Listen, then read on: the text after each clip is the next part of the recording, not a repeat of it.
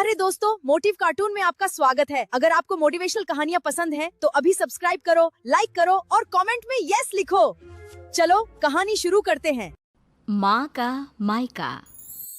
दिव्या की शादी राघव के साथ हुई थी। दिव्या और राघव एक दूसरे के साथ बहुत खुशी खुशी रहा करते थे। दिव्या एक मध्यम वर्गीय परिवार की लड़की थी, लेकिन दिव्या की सास अनीता जी का मायका काफी पैसे वाला था और अनीता जी अपने पैसे वाले मायके की वजह से काफी घमंड भी किया करती थी। एक दिन सुबह के वक्त, मम्मी जी मैं सोच रही थी अपने मायके जाकर आ जाती हूँ, बहुत दिन हो गया है ना। हाँ मम्मी, पूरा 1 साल हो गया है दिव्या को अपने घर गए। कुछ दिन रहेगी तो उसका मन बदल जाएगा। हाँ हाँ, क्यों नहीं बेटा, आराम से अपने मायके जाकर आओ। अरे भाई, लड़कियों को अपने मायके जाना भी चाहिए, वो भी तो तुम्हारा घर है। जरूर जाओ बेटा। ठीक है दिव्या, मैं 2 दिन बाद की टिकट करवा लेता हूँ, तुम्हें छोड़कर आ जाऊंगा। अरे तुम्हें जाने की क्या जरूरत है बेटा, बहू खुद भी तो जा सकती है ना, ट्रेन में बैठकर ही तो जाना है। लेकिन मम्मी अच्छा थोड़ी ना लगेगा, इतने दिनों बाद दिव्या अपने घर जाएगी, वो भी अकेले। अरे ठीक है ना बेटा, तुम क्यों अपनी छुट्टी खराब कर रहे हो बिना बात के। इन छुट्टियों को कभी इमरजेंसी के लिए बचा कर रखो, काम आएंगी। और बहू का क्या है, 2 दिन मायके जाकर वापस आ जाएगी। कोई बात नहीं राघव, मम्मी जी ठीक कह रही हैं, बेकार में ही मुझे लाने छोड़ने में आपकी छुट्टियां खराब हो जाएंगी। वैसे बहू, तुम्हारा भाई भी तो तुम्हें लेने आ सकता है। शादी के बाद तो बेटियों को लेने अक्सर उनके भाई ही आते हैं।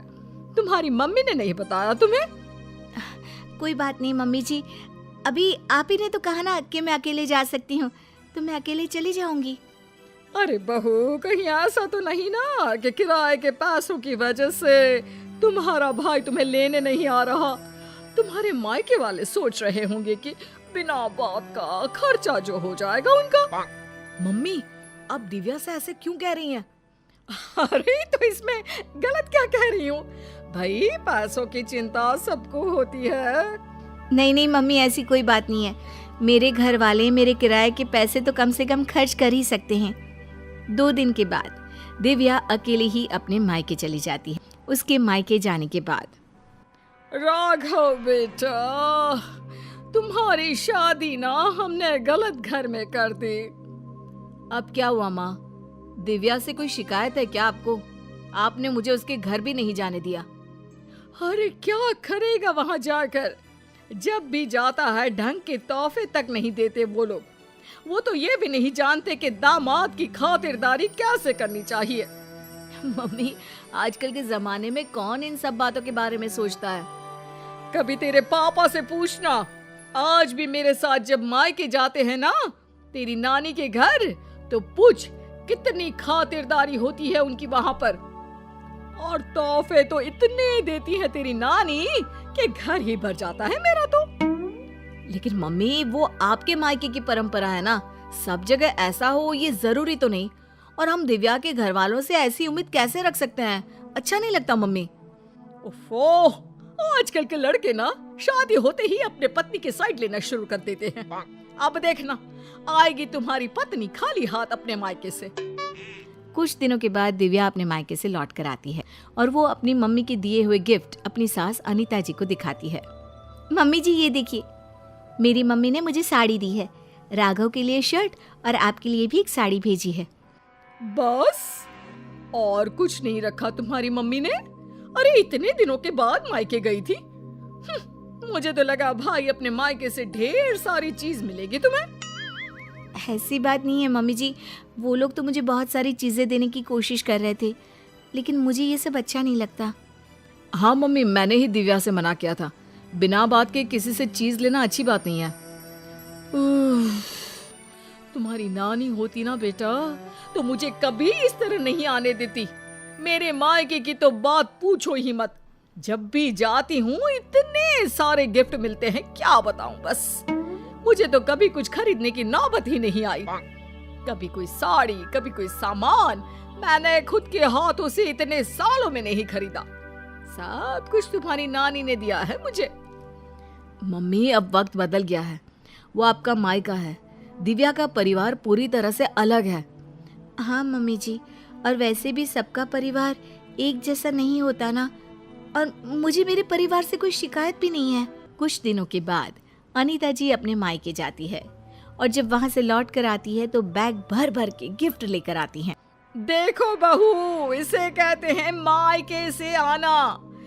अरे भाई, इतना सामान हो गया था कि क्या बताऊं।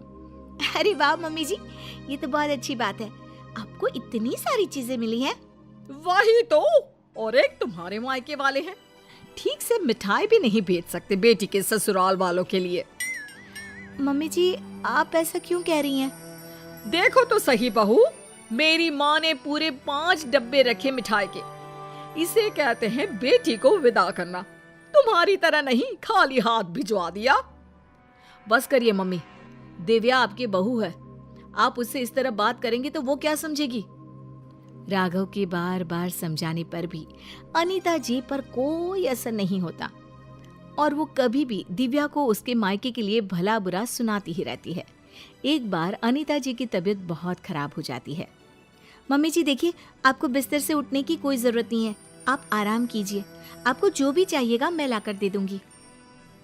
हाँ हाँ ठीक है, देखो तुमसे जो हो रहा है वो कर दो। बाकी मैंने अपने भाई को फोन कर दिया है, मेरे भाई और भाभी आ जाएंगे मेरे मायके से मेरा ख्याल रखने के लिए। मम्मी आप ऐसा मत कहिए ना, दिव्या आपकी बहू है, वही ख्याल रखेगी आपका। मामा और मामी कितने दिन आपका ख्याल रख लेंगे। ऐसा कुछ नहीं है, मैंने कहा ना, मेरे मायके वालों को बड़ा प्यार है मुझसे। एक फोन करूंगी और दौड़े चले आएंगे। पूरा 1 सप्ताह बीत जाता है, लेकिन अनीता जी के मायके से कोई नहीं आता और दिव्या दिन रात अनीता जी की सेवा करके उनकी तबीयत ठीक कर लेती है। तबीयत ठीक होने के बाद, दिव्या बहू, जरा यहाँ तो आना मेरे पास। क्या हुआ मम्मी जी, आप ठीक है ना? आपको किसी चीज की जरूरत तो नहीं है? बहू मुझे माफ कर दो, मैं हमेशा अपने मायके का घमंड करके तुम्हें उल्टा सीधा सुनाती रही, लेकिन फिर भी तुमने मेरी इतनी सेवा की। मम्मी मैं आपसे कहता था ना, अगर आप अपनी बहू से प्यार से पेश आएंगे तो वो आपका बहुत ख्याल रखेगी और वही जिंदगी भर आपके काम आने वाली हैं। लेकिन मैंने तो अपनी बहू को हमेशा ताने मारे और फिर भी उसने मेरा इतना ख्याल रखा।